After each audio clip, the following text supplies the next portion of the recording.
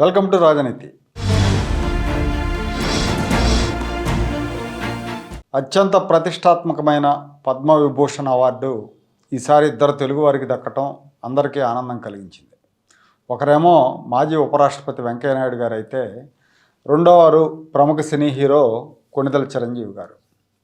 వెంకయ్యనాయుడు గారి ప్రస్థానం గురించి, చిరంజీవి గారి ప్రస్థానం గురించి అందరికీ తెలిసిందే, ప్రత్యేకంగా చెప్పాల్సింది ఏమీ లేదు. వెంకయ్యనాయుడు గారు రాజకీయ రంగంలో సుప్రసిద్ధులు, చిరంజీవి గారు సినిమా రంగం, రాజకీయ రంగం రెండింటిలోనూ ఉన్నారు. సినిమాలతో తెలుగు ప్రేక్షకులని 3 దశాబ్దాల పాటు అలరించిన చిరంజీవి 2008 ఆగస్టులో ప్రజారాజ్యం పార్టీ పెట్టారు. ఉమ్మడి రాష్ట్రంలో ఆయన 294 స్థానాలకి ప్రజారాజ్యం పోటీ చేసింది. 18 మంది ఎమ్మెల్యేలు ప్రజారాజ్యం పార్టీ ద్వారా అసెంబ్లీలో కాలు పెట్టారు. 18% ఓట్లు కూడా ఈ పార్టీకి లభించాయి. ఆ తర్వాత 2.5 ఏళ్లకు 2011లో ప్రజారాజ్యం పార్టీని కాంగ్రెస్ పార్టీలో విలీనం చేశారు చిరంజీవి గారు. ఆ తర్వాత కాంగ్రెస్ పార్టీ నుంచి ఆయన రాజ్యసభకు ఎంపికయ్యారు. అక్కడికి వెళ్ళిన తర్వాత కేంద్ర మంత్రివర్గంలో కొన్నాళ్ల పాటు టూరిజం మంత్రిగా కూడా పనిచేశారు.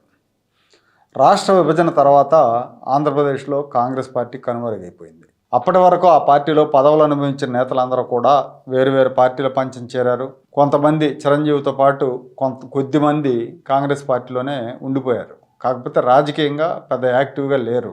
కాంగ్రెస్ పార్టీలో ఉన్న చిరంజీవికి కేంద్ర ప్రభుత్వం పద్మవిభూషణ్ అవార్డు ప్రకటించడం అందరినీ ఆశ్చర్యంలో ముంచెత్తింది. చిరంజీవికి ఇంతకు ముందే 2006వ సంవత్సరంలో అప్పటి యూపీఏ ప్రభుత్వం పద్మభూషణ్ అవార్డు ప్రకటించింది. ఇప్పుడు పద్మవిభూషణ్ వచ్చింది. 2 అత్యుత్తమ అవార్డులు ఒకే వ్యక్తికి లభించడం చాలా అరుదు.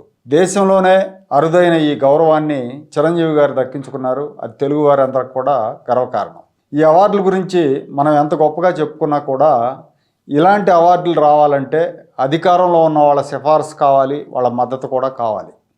గత కొన్నేళ్లుగా ఇవి రాజకీయ అవార్డులుగా మారిపోయాయన్న విమర్శలు కూడా ఉన్నాయి. ఎన్నికల సంవత్సరంలో కాంగ్రెస్ పార్టీలో ఉన్న చిరంజీవికి అత్యంత ప్రతిష్టాత్మకమైన అవార్డు లభించడం వెనక బీజేపీ రాజకీయ వ్యూహం ఉందన్న చర్చ జరుగుతోంది. చిరంజీవి సోదరుడు పవన్ కళ్యాణ్ జనసేన పార్టీని స్థాపించి తెలుగుదేశం పార్టీతో కూటమిగా ఏర్పడిన సమయంలో బీజేపీ చిరంజీవి అభిమానుల మద్దతు కోసం ప్రయత్నాలు చేస్తోందన్న వార్తలు వస్తున్నాయి. 2022వ సంవత్సరంలో కేంద్ర ప్రభుత్వం స్వాతంత్ర సమరయోధుడు అల్లూరి సీతారామరాజు 125వ వర్ధంతి కార్యక్రమాలను ఏడాది పాటు ఘనంగా నిర్వహించింది.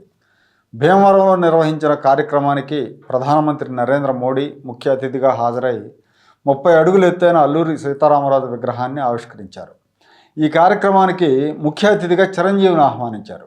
రాజకీయంగా చిరంజీవి కాంగ్రెస్ పార్టీలో ఉన్నప్పటికీ ఆయన్ను ఈ కార్యక్రమానికి ముఖ్య అతిథిగా ఆహ్వానించడం రాజకీయ వర్గాల్లో ఆశ్చర్యం కలిగించింది. సిపిఐ నేత నారాయణ గారు అయితే అల్లూరి సీతారామరాజు సినిమా ద్వారా ఆయన జీవితాన్ని ప్రజలకు చేరువ చేసిన కృష్ణ గారినో, లేదా అల్లూరి సీతారామరాజు సామాజిక వర్గానికి చెందిన మరో నటుడు కృష్ణరాజు గారినో పిలిస్తే సముచితంగా ఉండేది, కానీ చిరంజీవికి ఏం సంబంధం అని కూడా మాట్లాడారు. దాంతో చిరంజీవి అభిమానులు ఆయన మీద ఆగ్రహం వ్యక్తం చేయటం, ఆయన అక్కడికి వెళ్తే అక్కడ నిరసన వ్యక్తం చేయటం, ఆయన తప్పైపోయిందని చంపలేసుకోవడం కూడా జరిగింది. మొన్న జనవరి 22న జరిగిన అయోధ్య రామాలయ విగ్రహ ప్రతిష్టాపన కార్యక్రమంలో కూడా దేశంలో ఈ కార్యక్రమానికి చాలామంది ప్రముఖులందరికీ కూడా ఈ కార్యక్రమానికి ఆహ్వానాలు అందాయి. తెలుగు రాష్ట్రాల నుంచి చిరంజీవి కుటుంబానికి ఆహ్వానం అందింది. ఆయన కుటుంబ సమేతంగా అక్కడికి వెళ్ళారు. ఇప్పుడు ఈ అవార్డు ప్రకటనతో చిరంజీవికి బీజేపీ ఎంతో ప్రాధాన్యం ఇస్తున్నట్టుగా ఒక సందేశం పంపించారు. 2022 ఎన్నికల సంవత్సరం కాబట్టి జనరల్ ఎలక్షన్స్ ఉన్నాయి, చాలా రాష్ట్రాలకు అసెంబ్లీ ఎన్నికలు కూడా ఉన్నాయి. ఈ ఎన్నికల సంవత్సరంలో చిరంజీవిని కాంగ్రెస్ నుంచి దూరం చేసి తమ వైపు తిప్పుకునేందుకు బీజేపీ ప్రయత్నిస్తుందన్న వార్తలు వస్తున్నాయి. అయితే చిరంజీవి సోదరుడు పవన్ కళ్యాణ్ జనసేన ద్వారా ఇప్పటికే చాలా ముందుకెళ్ళిపోయారు కాబట్టి ఈ పరిస్థితుల్లో చిరంజీవి వేరే పార్టీలో చేరకపోవచ్చు. కాకపోతే రాజకీయాల్లో ఎప్పుడేం జరుగుతుందో చెప్పలేం కాబట్టి రాబోయే నెల రోజుల్లో ఏపీ రాజకీయాల్లో చాలా మార్పులు జరిగే అవకాశం ఉంది.